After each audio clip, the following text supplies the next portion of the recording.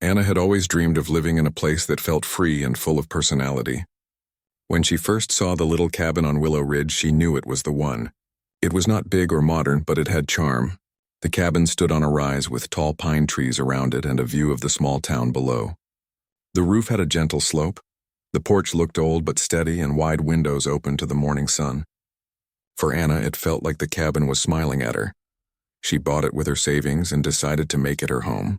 She wanted to give it life and color. She painted the wooden door a bright green, not the usual brown or white that most houses in the area had. On the porch, she hung a wind chime made of shells and pieces of wood she had collected from trips. She planted wildflowers in little tins and jars, placing them near the steps. When the wind blew, the flowers swayed and the chime made a soft sound. Anna was happy with her new home. She liked how children walking by with their parents pointed at the green door and smiled.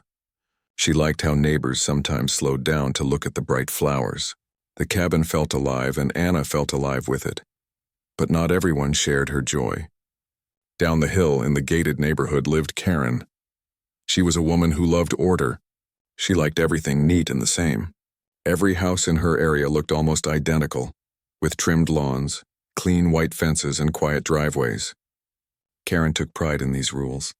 She polished her mailbox every weekend, kept her flowers in perfect rows, and watched over the neighborhood with sharp eyes.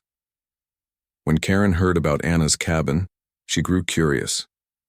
One afternoon, she drove by to see it. The moment her eyes landed on the green door and the mismatched tins of flowers, her lips pressed into a thin line. To her, it did not look charming. It looked messy and out of place. She thought of the word ugly. Karen went home and opened her laptop. She wrote an email to the Homeowners Association. In her message, she said the cabin was ugly, out of place, and a threat to property values. She wrote that something must be done before the neighborhood lost its clean image. She pressed send with a sense of satisfaction. A week later, Anna found an envelope in her mailbox. It was from the HOA. She opened it and read the notice carefully. The letter said her cabin's design did not match community standards. It asked her to repaint the door, remove the wind chime, and keep the porch clear of non-standard decorations. Anna felt a twist in her chest. She had never wanted to bother anyone. She only wanted to make her cabin her own. She sat on the porch with the letter in her hand, listening to the shells of the wind chime. She thought of how much joy the cabin had already given her. She did not want to give that up. Instead of reacting with anger, she decided to answer calmly. She wrote a reply explaining that her cabin was not part of the HOA area. She had checked her deed and knew it was outside their boundary. She explained that she had followed the town rules and nothing she had added was unsafe or harmful. She ended her letter by saying she hoped for peace and understanding. After mailing the reply, Anna felt lighter. She placed a jar of homemade jam on top of her mailbox as a gift for the mail carrier. She believed small acts of kindness mattered, even in times of conflict. Meanwhile, Karen received news of Anna's reply through the HOA office. When she read that Anna had claimed her cabin was not under HOA control, Karen's face grew red with disbelief. She liked being the one who set rules. She liked the order that came from her words. For someone to calmly tell her no felt like a challenge. That night, Karen paced around her kitchen. She looked out her window at the neat rows of homes under her watch and thought of the green door standing boldly on Willow Ridge. She could not let it go so easily. With a firm hand, she polished her clipboard and planned her next move. Anna, unaware of the storm in Karen's mind, sat on her porch with a warm cup of tea. The wind chimes sang in the evening breeze. She felt proud of her little home and hopeful that peace would win. For her, the cabin was not just wood and paint. It was a place of freedom and heart, a place that reflected who she truly was. The following week, another letter arrived in Anna's mailbox. This time the tone felt firmer. The HOA insisted she remove the green paint, take down the wind chime, and clear away her porch decorations. It also mentioned possible fines if she refused. Anna sighed as she folded the paper. She knew she was not under their control, but the persistence made her uneasy. Instead of feeling discouraged, Anna chose to seek advice. On Saturday morning, she walked down to the town's coffee shop, a cozy place where people often gathered to talk. She ordered a cup of tea and sat by the window, looking at the street outside. Soon she noticed two familiar faces. One was Ben, who ran the local garden supply shop. He was friendly and always carried the smell of fresh soil on his clothes. The other was Maria, the art teacher at the school. Maria was known for her bright scarves and creative ideas. They greeted Anna warmly and asked her how she was settling into the cabin. Anna hesitated for a moment, then explained about the HOA letters. She told them about the complaints, the green door, and the wind chime that had brought her so much peace. Both Ben and Maria listened carefully. Ben frowned slightly and shook his head. "The cabin is not even part of the HOA," he said. "They should not be sending you these letters. It sounds like someone is trying too hard to control things." Maria leaned forward with interest. "Your cabin has spirit. Children love it. Even adults notice it and smile. I think the problem is not your cabin. The problem is someone who dislikes change." Anna felt comforted by their words, but she still wondered what she should do. Maria tapped the table gently and smiled. "Why not turn this into something positive? If they call your home ugly, show them beauty. If they call it messy, show them order through community." Ben nodded in agreement. "People in town already like what you've done.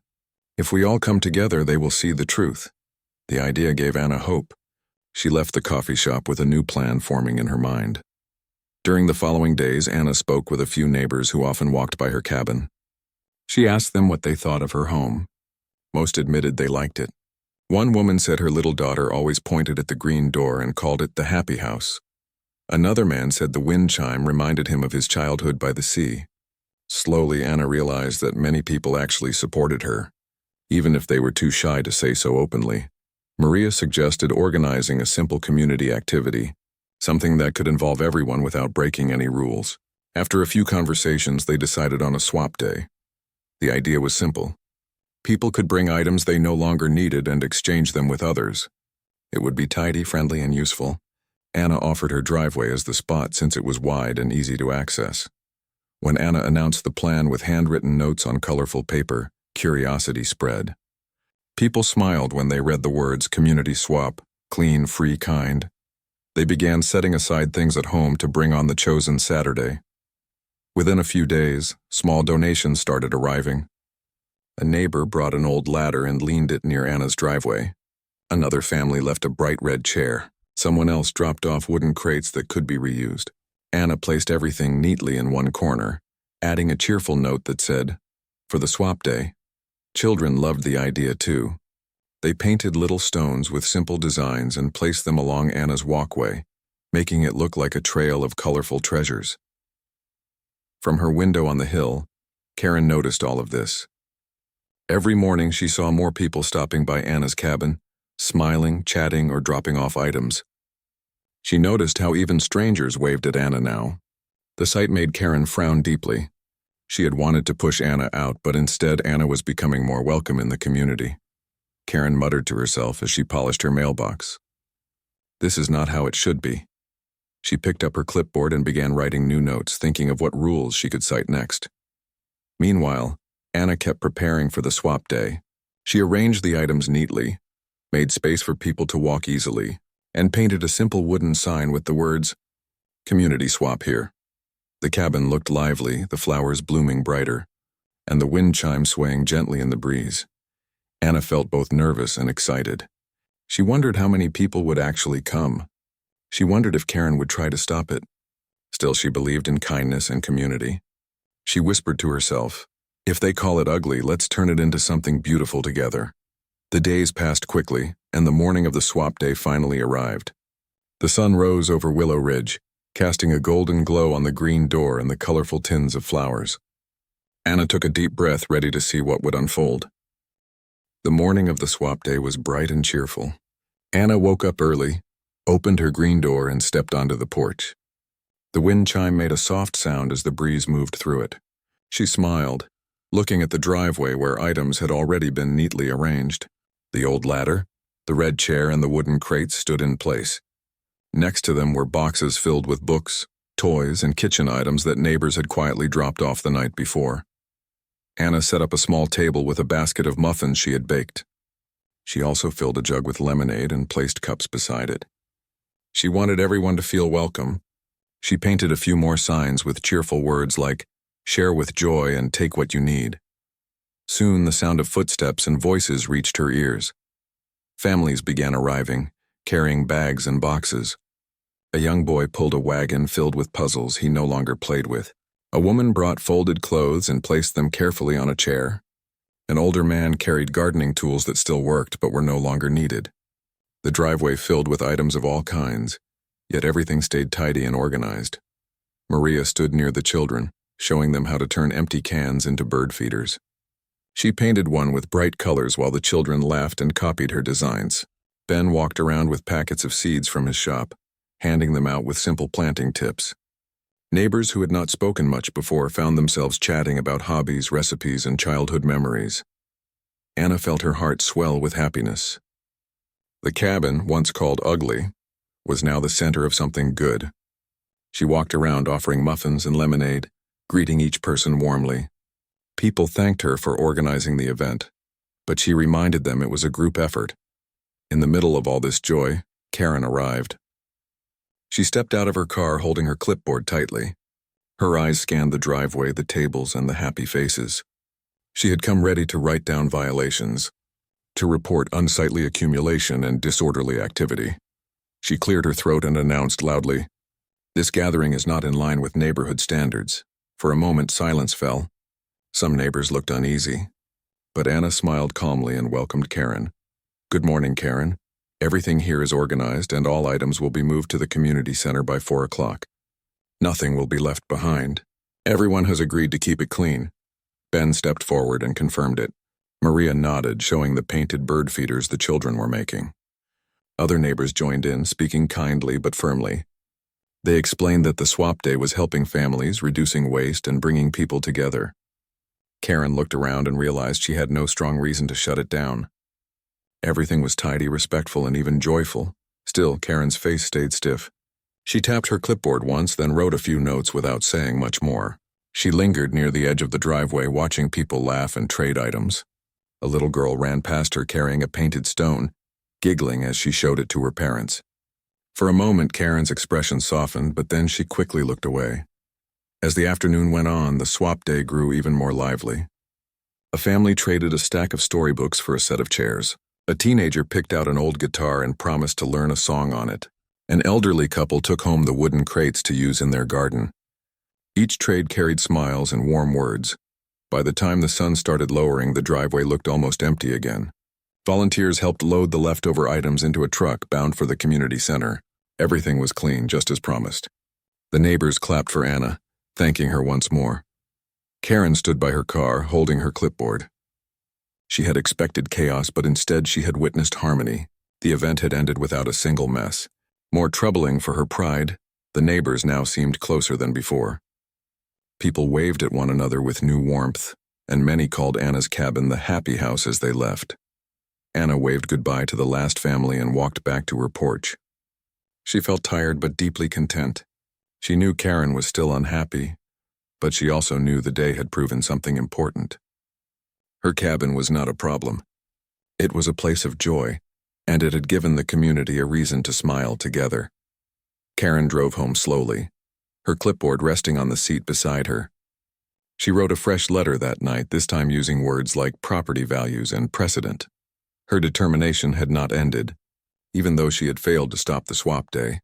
But while Karen planned her next step, Anna sat on her porch with a cup of tea.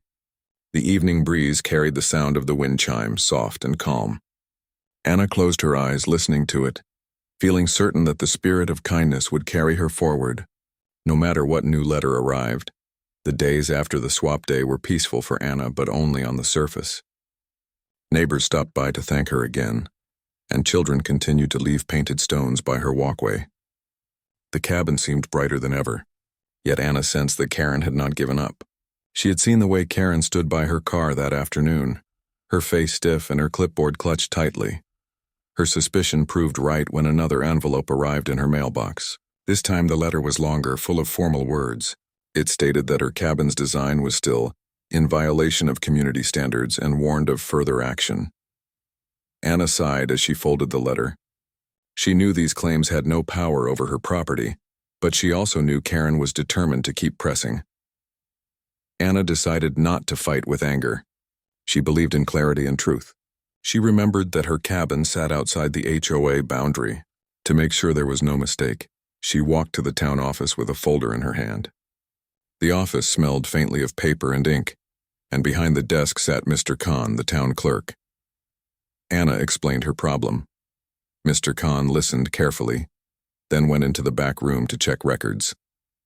After a few minutes, he returned with a map of the area. He laid it on the counter and pointed to the line that marked the HOA boundary. Her cabin stood clearly outside it. With a small smile, he stamped a paper and wrote a note confirming that fact. "Keep this," he said kindly. "It is better to have proof when people argue without reason." Anna thanked him and left with a lighter heart. That evening, she taped a copy of the stamped paper to her front window. She wanted anyone who doubted her to see the truth plainly. Meanwhile, Maria and Ben thought about how to help in another way. They knew Karen's complaints made her appear strict and perfect, but they also knew nobody's home was flawless. Quietly and respectfully, they began observing Karen's property as they passed by. They noticed things she perhaps overlooked. Flyers had piled up under her porch steps. A rusted grill leaned against a wall. A broken lawn ornament rested under a bush. These were small things, not serious problems, but enough to show that even Karen's home did not meet the picture of perfection she demanded from others. Maria took a few photos, not to mock, but to keep as evidence if needed. She shared them with Anna, who looked at them with surprise. "I don't want to embarrass her," Anna said gently. "But maybe it will help if fairness is questioned." Ben agreed. "It is not about shaming her. It is about reminding everyone that no one's home is perfect. If rules are applied, they must be fair to all." Word soon reached Karen that Anna had obtained official proof of her property's independence. When she heard this, her eyes widened and her voice grew sharp. She drove to the town office, demanding to see the records herself. Mr. Khan showed her the same map, stamped and signed. No matter how much she argued, the lines on the map stayed the same. Karen left the office with a storm in her heart. She returned home and walked around her yard, suddenly aware of the forgotten items hidden in corners. For the first time, she felt uneasy, as though eyes might be watching her instead of the cabin. That night, she sat by her window, looking out at the hill. She could see Anna's green door glowing faintly under the porch light. She heard the distant sound of the wind chime. For a moment, she felt a prickle of doubt. Had she pushed too hard? But pride was strong in her heart. She told herself she was protecting the neighborhood. She told herself that if she stopped, people would think she had been wrong. Anna, on the other hand, felt calm as she sat on her porch with a notebook in her lap. She wrote down ideas for future community events. She wanted to continue building bonds with her neighbors, not battles. She knew Karen would not give up quickly, but she also knew kindness had its own quiet strength. The night air grew cooler and the stars began to shine. The cabin stood quietly, full of light and warmth. Somewhere down the hill, Karen continued to pace, her thoughts tangled between control and doubt. The story between them was far from over, but the lines of truth had already been drawn. Anna could have celebrated the stamped paper as a final victory, but that was not her way. She did not want to simply prove Karen wrong. She wanted to build something better for everyone. As she sat on her porch one evening, listening to the soft sound of the wind chime, an idea began to grow in her mind. The swap day had shown her how neighbors could come together. It had also shown her how much people enjoyed learning, sharing, and helping one another. She thought, why not take it further? Why not create another event? One that would show beauty where others claimed to see ugliness. The next morning, Anna visited Maria at the school. Maria was painting scenery for the children's play, her hands covered in bright colors. When Anna shared her idea, Maria's face lit up at once. "A repair and reuse day," Anna said. "People can bring items they think are broken or useless. Together we can fix them, repaint them, and give them new life." Maria clapped her hands. "That is perfect. It will turn waste into beauty, and it will show the power of creativity. I can teach simple art tricks like painting chairs or decorating old boxes." Encouraged, Anna went to see Ben. He loved the idea as well. "I can teach small repairs," he said. "Loose steps, garden tools, little things that can last longer with a bit of care. People will save money, and they will feel proud of what they fix." With the help of her friends, Anna made handwritten flyers. The words were simple. "Repair and reuse day, bring what you have, leave with joy." She placed the flyers at the coffee shop, the library, and the bakery. Neighbors spread the word, curious and excited. When the day arrived, the cabin's driveway once again became a cheerful space. This time it looked like a workshop mixed with a festival. Tables were lined with paints, brushes, sandpaper, and small tools.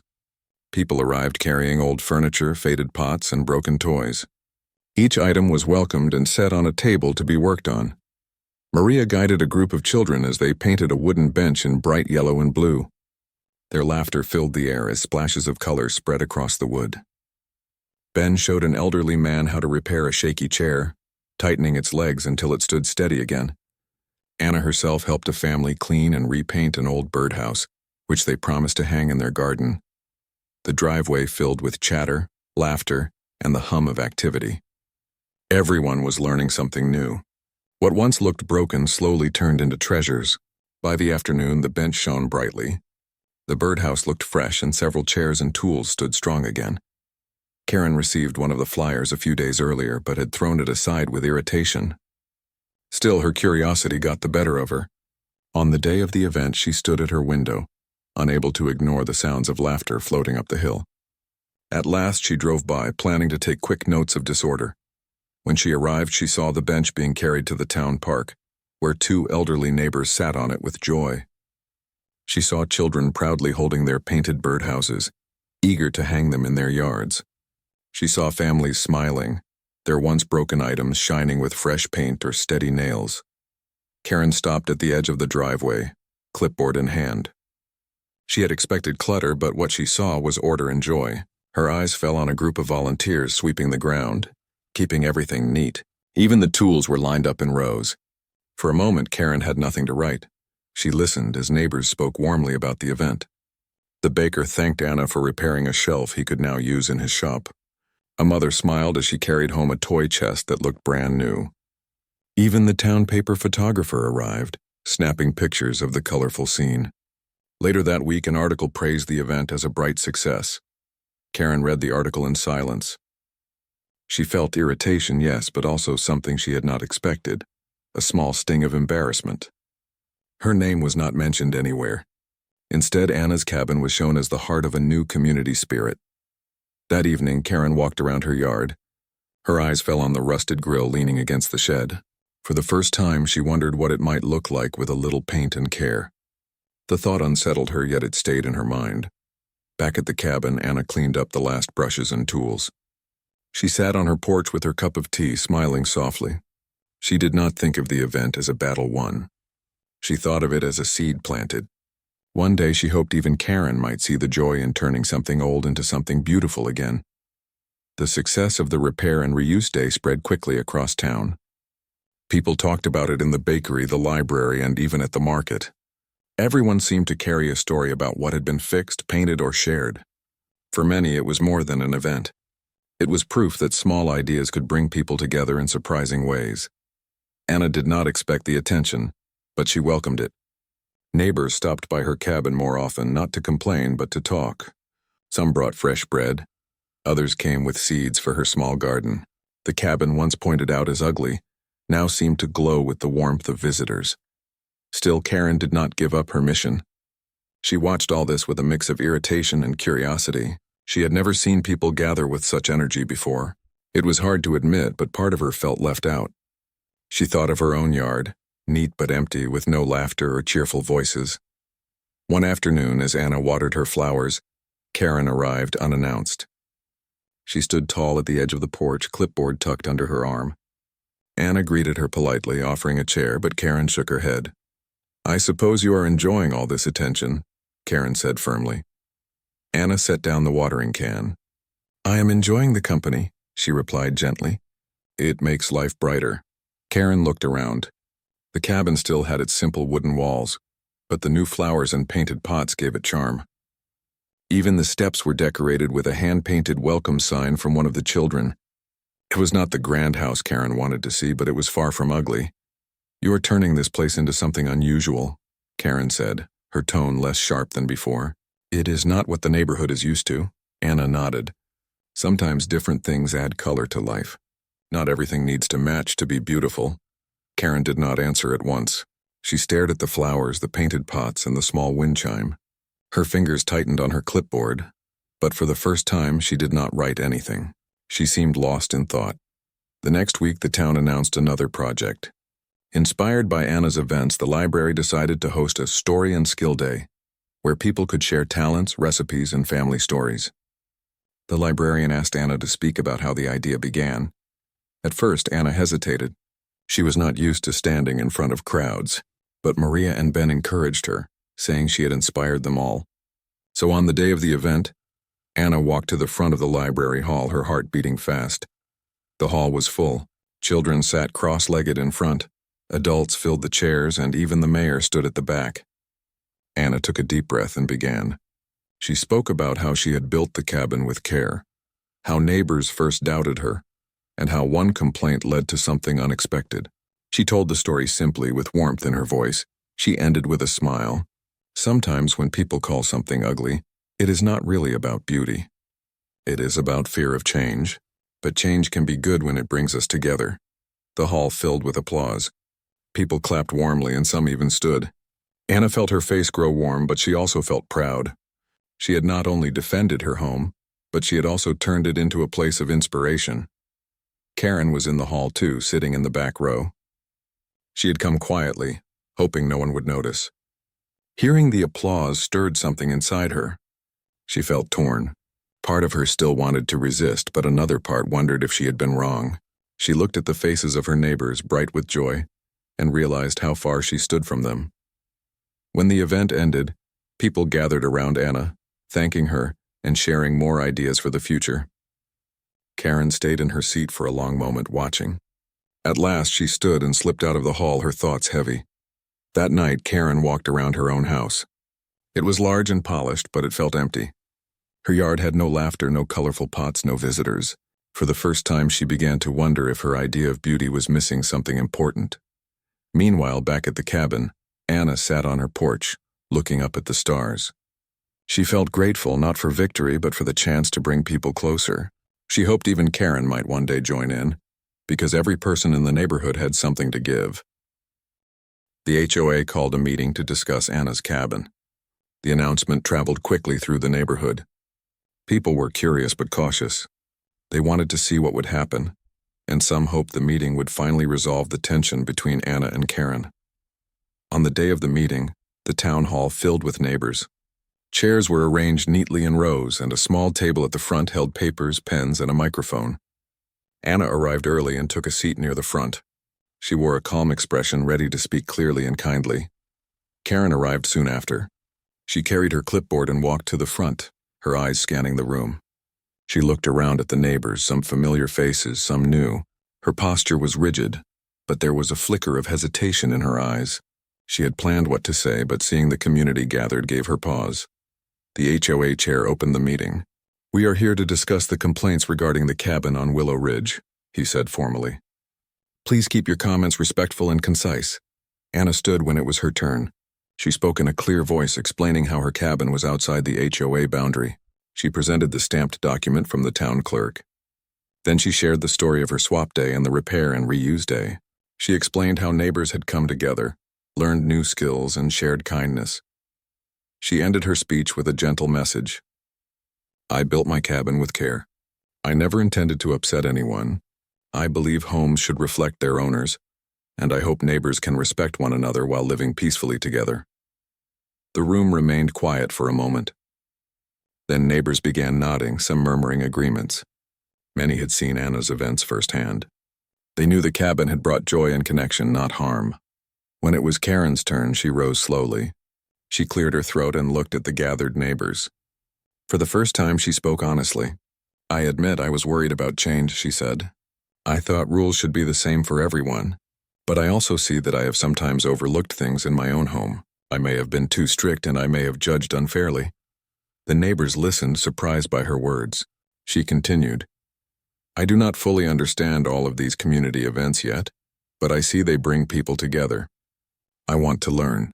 I want to do better." A gentle silence followed. Then the HOA chair spoke. "We see that the cabin is outside the HOA boundary. We also recognize the positive impact these events have had on the neighborhood. Our suggestion is simple. Respect property lines and allow community activities to continue as long as they are organized and safe." Karen nodded. She looked around, noticing the smiles on her neighbors' faces. She realized she had been holding on to control, but that control had made her isolated. Anna had not defeated her. She had shown what kindness and creativity could achieve. After the meeting, Anna and Karen spoke quietly by the doorway. Anna smiled and handed her a small painted stone from the walkway. Karen accepted it with a faint smile. "I suppose this is a start," she said softly. Anna nodded. "It is a start," she agreed. "We can live near each other peacefully and still create good things together." Outside the town hall, neighbors lingered, talking about the events, sharing ideas, and laughing. Children ran with small toys, showing them to friends. The community felt lighter, happier, more connected than it had in months. Karen returned home that evening, thinking about what had happened. She looked at her yard, large and neat but lacking life. She remembered the laughter she had heard at Anna's cabin and the colorful items that had brought joy to so many. She felt a small spark of hope that she could participate someday, even if it was in her own way. Meanwhile, Anna walked back to her cabin on Willow Ridge. The green door glowed softly in the evening light. She watered the flowers in her tins, checked the wind chime, and smiled.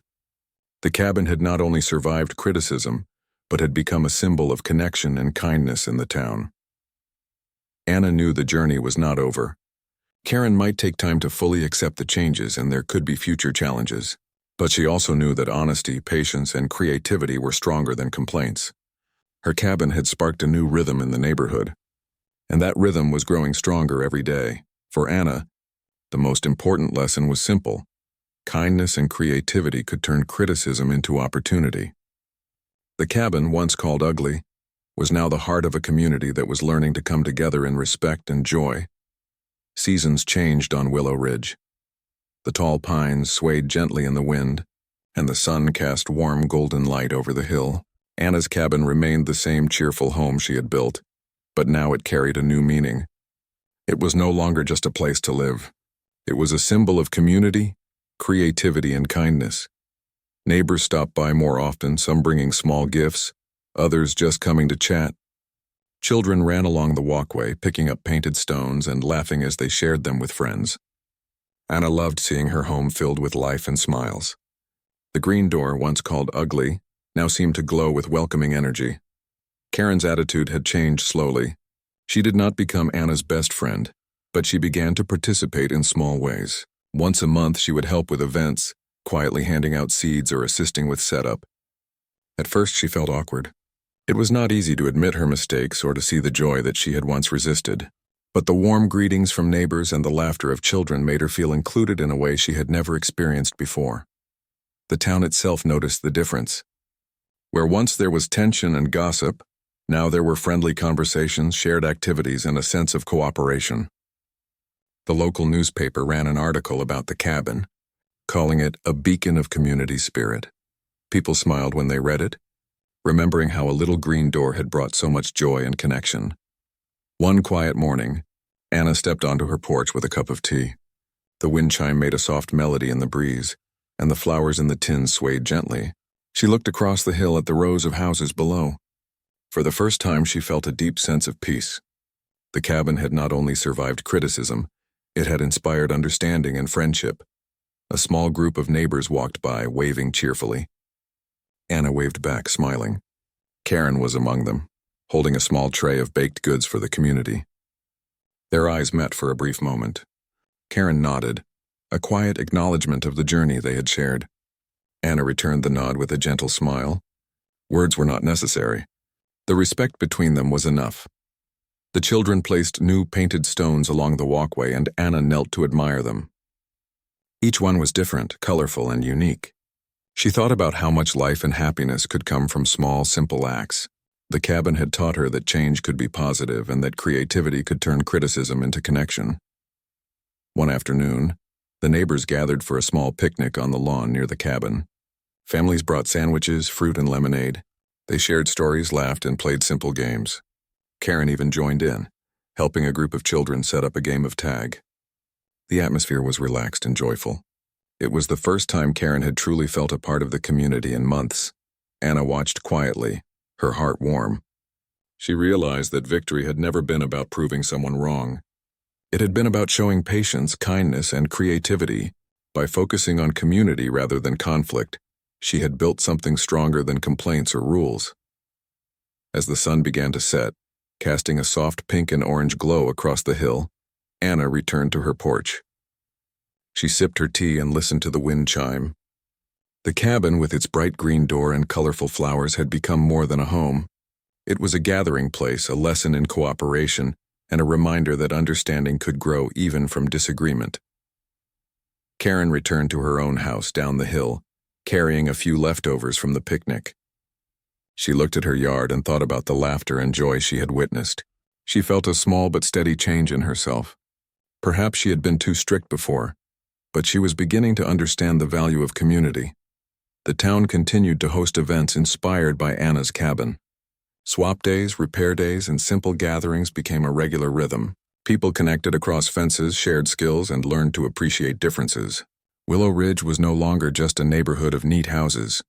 It had become a place where creativity, kindness, and cooperation could flourish. Anna sat on her porch long after the picnic ended. The wind chimes sang in the evening breeze, and the stars began to appear in the sky.